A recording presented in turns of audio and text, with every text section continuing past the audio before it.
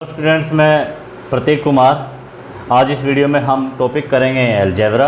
वैसे तो बहुत सारी वीडियोज़ में हम अलजेब्रा का बेसिक कर चुके हैं और इस वीडियो के डिस्क्रिप्शन में आपको उन वीडियो का लिंक भी मिल जाएगा। तो इस वीडियो में हम एडवांस क्वेश्चन करेंगे अलजेब्रा के। तो स्टार्ट करते हैं। जैसा कि पहला क्वेश्चन आप लोग देख पा रहे हो, पहले क्वेश्चन में ये लिखा हुआ है, इफ़ रूट्स ऑफ इक्वेशन हमारे पास है 4x² + x × p + 1 = 0 are equal, then find value of p। मैं इसको हिंदी में भी एक्सप्लेन कर देता हूँ। ये हमारे पास एक द्विघात समीकरण है, एक क्वाड्रेटिक इक्वेशन है।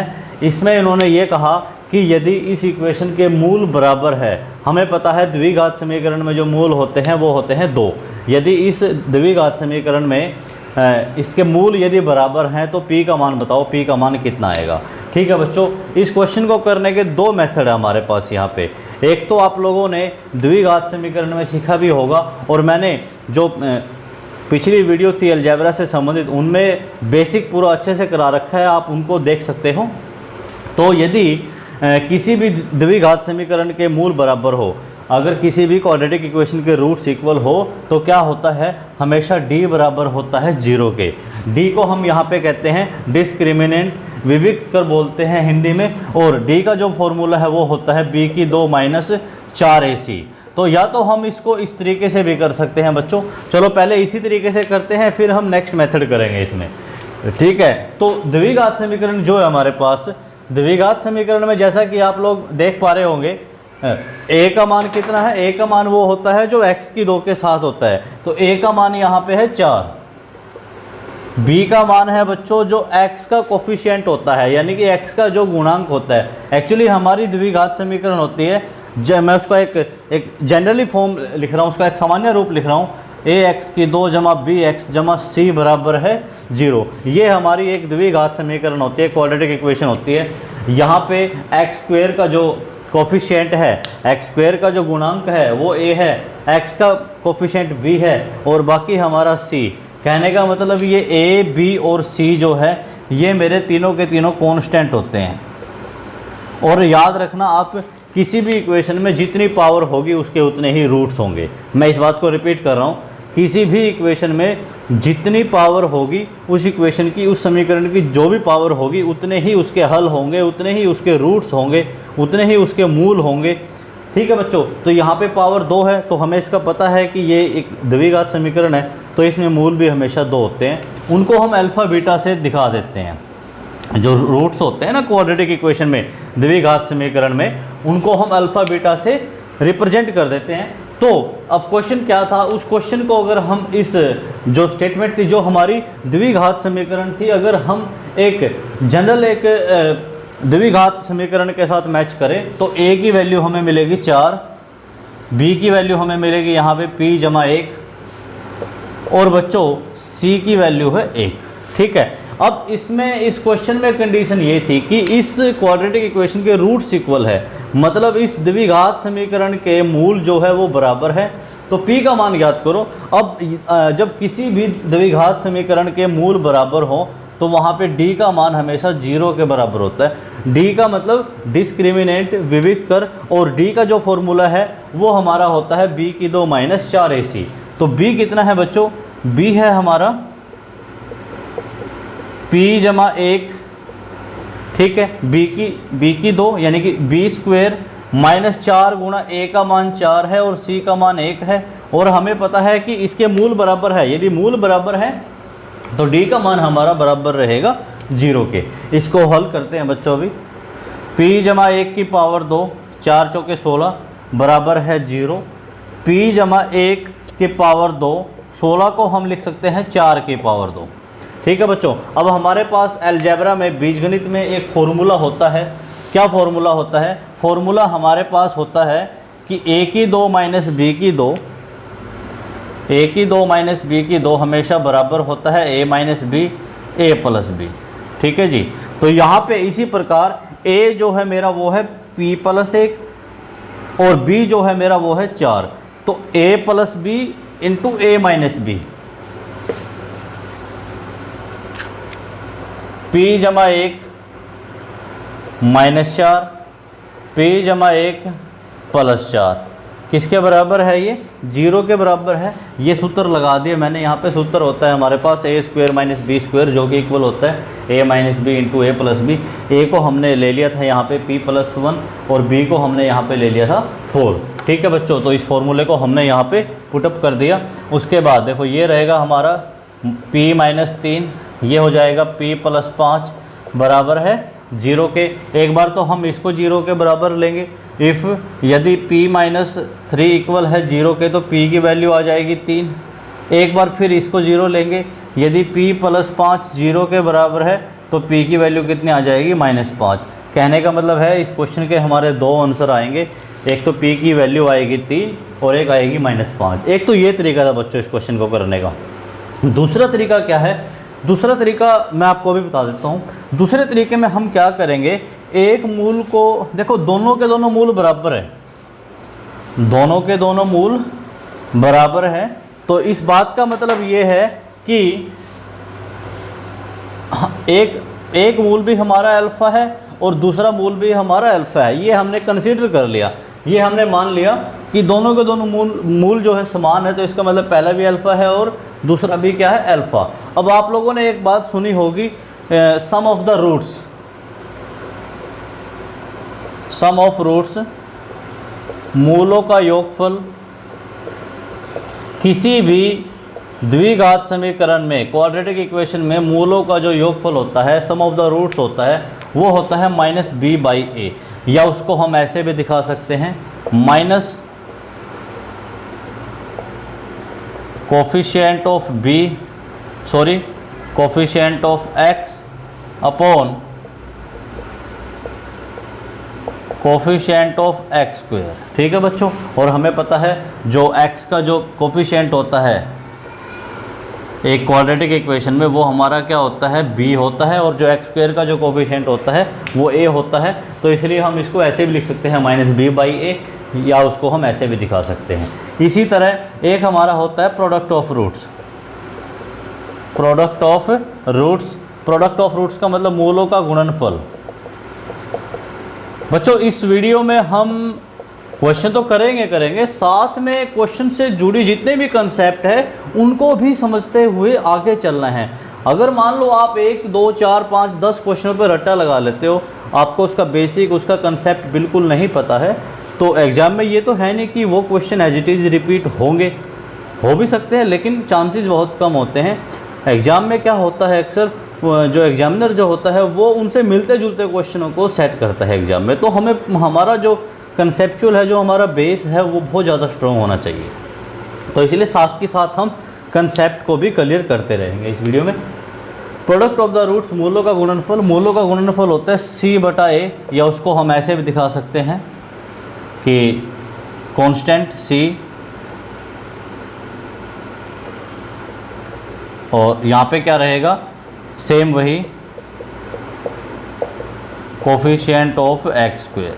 ठीक है बच्चों, अब देखना इस क्वेश्चन में क्या था। ये हमारी एक क्वाड्रेटिक इक्वेशन थी, एक द्विघात समीकरण थी जिसके मूल बराबर है। मूल बराबर है तो हमने दोनों के दोनों रूट्स जो इक्वल थे, दोनों के दोनों जो मूल है वो हमने अल्फ़ा कंसीडर कर लिए।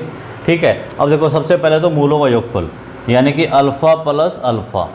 मूलों का योगफल क्या है? -b/a, माइनस b, b की वैल्यू क्या है यहाँ पे? p + 1, तो -p+1 बटे में a, अपॉन में a आएगा, तो a कितना है हमारा? 4 है। अल्फ़ा प्लस अल्फ़ा हो जाएगा 2 अल्फ़ा, उस साइड है हमारे पास -p+1 बटे में 4।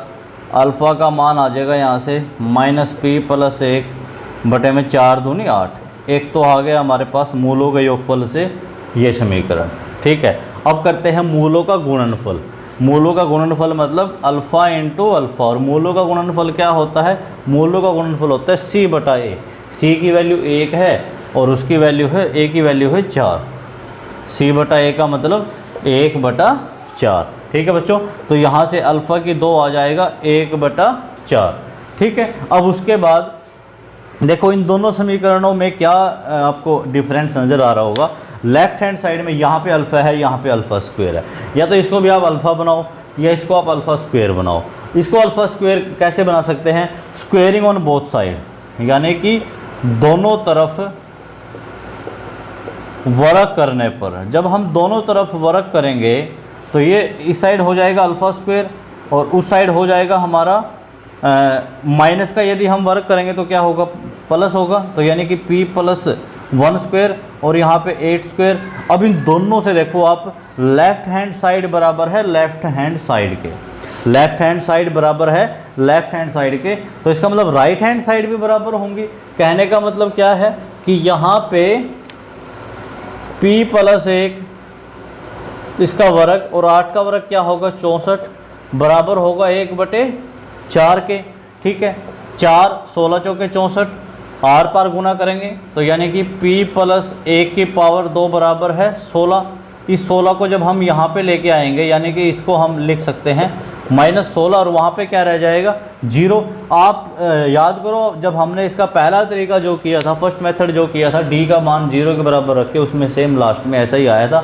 इसको हम 4 की पावर 2 लिख के और वहाँ पे फॉर्मूला लगा देंगे a की 2 माइनस b की 2 हमेशा बराबर होता है a minus B into a plus B और p की वैल्यू फाइंड आउट कर लेंगे। तो बच्चों ये आप लोगों को लेंथी मेथड लगा होगा, लेकिन मेरा जो यहाँ पे मतलब मेन मोटिव है वो आप लोगों के कंसेप्ट क्लियर करना है। अब वो आप लोग डिसाइड करेंगे कि आपको कौन से मेथड से क्वेश्चन को करना है। और मैं तो ये कहता हूँ कि कोई भी क्वेश्चन हो, जब उसको आप फर्स्ट टाइम करते हो या एक दूसरी बार भी करते हो, सेकंड टाइम भी करते हो, आप उसको डिफरेंट मेथड से उसका आंसर फाइंड आउट करने की कोशिश करो। उससे आपका बेस जो है वो बहुत अच्छा बनेगा। ठीक है बच्चों, नेक्स्ट क्वेश्चन देखिए। नेक्स्ट क्वेश्चन है हमारे पास अलजेब्रा में,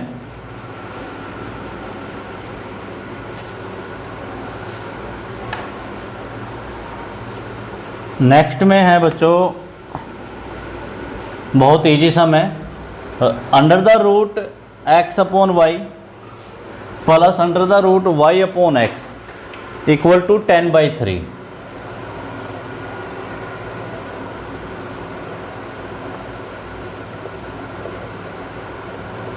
ठीक है जी, तो उन्होंने ये पूछा है कि y की वैल्यू बताओ।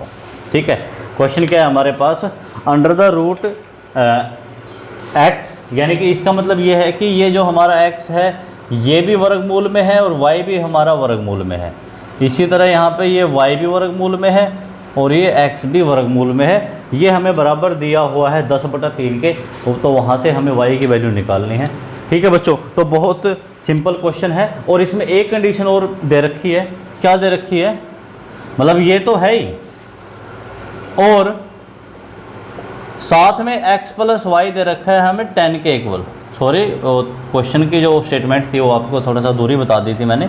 तो कंप्लीट स्टेटमेंट ये है कि root x upon root Y यानी कि वर्गमूल x बटे वर्गमूल वाई प्लस वर्गमूल y बटे वर्गमूल x बराबर है 10/3 एंड x प्लस वाई जो इक्वल है 10 के, तो वहाँ से y की वैल्यू हमें फाइंड आउट करनी है। देखो बच्चों, इसका एलसीएम ले लेते हैं। एलसीएम आ जाएगा root x into root Y. ठीक है, वर्गमूल x गुना वर्गमूल y, वर्गमूल y से वर्गमूल y कैंसिल, वर्गमूल x की वर्गमूल x से करेंगे तो क्या आ जाएगा, x आ जाएगा। इसी तरह देखो वर्गमूल, जब इसको हम एलसीएम को हर से भाग देंगे, जब हम एलसीएम को डिनोमिनेटर से डिवाइड करेंगे, कहने का मतलब है root x into root Y को मैं उसको एक्सप्लेन कर देता हूँ कैसे आएगा। जब रूट x से डिवाइड करेंगे हमारे पास बचेगा रूट y वर्गमूल y की गुना करनी है ऊपर वर्गमूल y से, तो वर्गमूल y की गुना जब वर्गमूल y से करेंगे वो हमारे पास आएगा y। ठीक है बच्चों, ये बराबर है हमारा 10/3 के। अब देखो उस क्वेश्चन में हमें एक और कंडीशन दे रखी थी कि x प्लस वाई कितना है, वो 10 है। तो 10 ये मेरा इकट्ठा हो जाएगा वर्गमूल के अंदर, x y बराबर है 10/3। 10 से 10 कैंसिल, या आप इसको r पर गुणा करके भी कैंसिल कर सकते हो। तो यहाँ से हमारे पास बचा है वर्गमूल x y बराबर है 3। लेकिन हमें यहाँ पे जो क्वेश्चन जो बताना है, सॉरी हमें यहाँ पे वैल्यू बतानी थी x y की, कि x y का मान कितना आएगा। माफ़ करना, वो स्टार्टिंग में गलत लिख दिया था कि y का मान बताना है, इसमें हमें मान बताना है x y का। तो क्योंकि अगर हम y का मान बताने के लिए जाएंगे तो हमारे पास फिर इसको हमें और क्वेश्चन को फर्दर जो है प्रोसीड करना पड़ेगा और उसके हिसाब से हमारे पास ये जो स्टेटमेंट है ये अधूरी भी कह सकते हैं हम। ठीक है बच्चों, तो यहाँ से स्क्वेयरिंग ऑन बोथ साइड दोनों तरफ वर्क कर देंगे, एक्स वाई का मान आ जाएगा 3 का जब वर्क करेंगे वो कितना आएगा 9 आएगा। तो इसका मतलब बच्चों एक्स वाई का जो मान है वो 3 आ चुका है, 9 आ चुका है। x इंटू वाई की जो वैल्यू है वो 9 आ चुकी है। अगर हम y का मान भी निकालना चाहते हैं तो y का मान यहाँ से इन दोनों समीकरणों से हम निकाल सकते हैं। ठीक है बच्चों। उसके बाद नेक्स्ट क्वेश्चन देखिए। नेक्स्ट क्वेश्चन है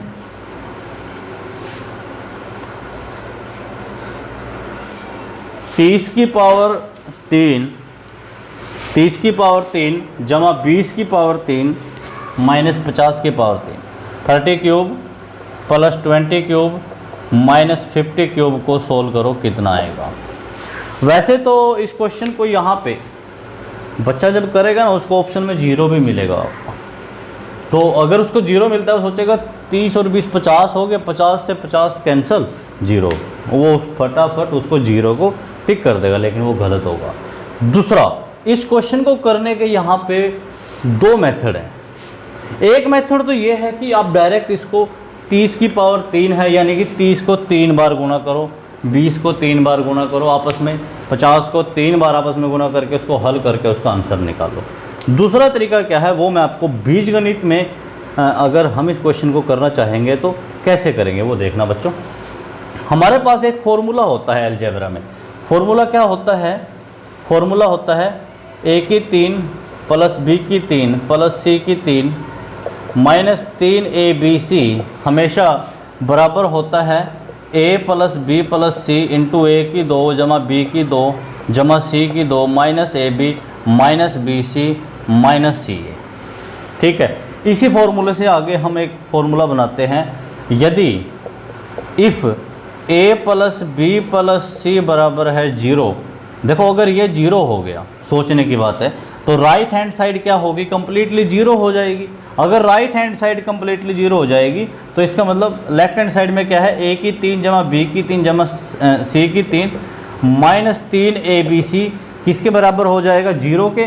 तो यहाँ से एक फॉर्मूला बन जाएगा a की 3 प्लस b की 3 प्लस c की 3 बराबर होगा 3abc के। तो आपको क्या फॉर्मूला याद रखना है? फॉर्मूला एक तो देखो डायरेक्ट ये फॉर्मूला याद रखना है। दूसरा फॉर्मूला ये बनता है यदि a plus b plus c 0 के बराबर है तो a की 3 प्लस b की 3 प्लस c की 3 बराबर होगा 3abc।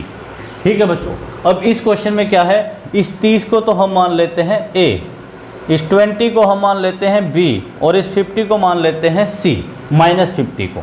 ठीक है। देखो क्वेश्चन कैसे करेंगे। माना a बराबर है 30, b बराबर है 20 और c बराबर है माइनस 50। अब आप a b c तीनों को जोड़ के देखो एक बार, यानी कि 30 जमा 20 और माइनस में क्या है 50, कितना आएगा? 0। ठीक है। मतलब ये क्वेश्चन जो है हमने उस फॉर्मूले में डाल दिया बिल्कुल एकदम। तो यहाँ पे a b और c का जो जोड़ है सम है वो 0 है। तो इसका मतलब a की 3 प्लस b की 3 प्लस c की 3, मतलब वहाँ पे c की वैल्यू माइनस 50 है, वो हमेशा बराबर होगा 3abc के। तो इसका मतलब फाइनली जो इस क्वेश्चन का आंसर है हमारा वो क्या आएगा? यहाँ से 3 गुणा a का मान 30 है, b का मान 20 है और c का मान है माइनस 50। इसको हल कर देते हैं। 0 0 0 5 दूनी 10 10 तिया 30 और 30 तिया 90। तो इसका मतलब जो इस क्वेश्चन का जो आंसर है वो आ जाएगा माइनस 90,000। तो एक तो बच्चों देखो यहाँ पे स्टार्टिंग में देखने से ऐसा लगा कि इसका आंसर 0 आएगा। 30 और 20 50, 50 में से 50 गया 0, क्योंकि तीनों की घात थी बराबर।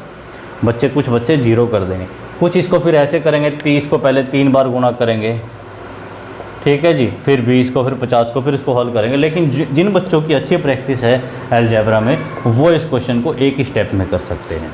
ठीक है बच्चों। तो मैं उम्मीद करता हूँ बच्चों इस वीडियो में जो भी मैंने आपको समझाया है, जितने क्वेश्चन हमने किए हैं अलजेब्रा से रिलेटेड, वो आप लोगों को अच्छे से समझ में आए होंगे। और इसी तरह हम इस अलजेब्रा के हमारे बहुत सारे पार्ट्स होंगे, बहुत सारी वीडियो बनाऊंगा मैं जिसमें आपको डिफरेंट टाइप्स के क्वेश्चन देखने को मिलेंगे। और यदि आप लोगों को ये वीडियो अच्छी लगी है तो आप इसको ज़्यादा से ज़्यादा शेयर करो, ज़्यादा से ज़्यादा लाइक करो, ताकि और भी ज़्यादा हमारे जो स्टूडेंट्स हैं वो इन वीडियो का लाभ उठा के एग्ज़ाम की तैयारी कर सके। Thank you so much.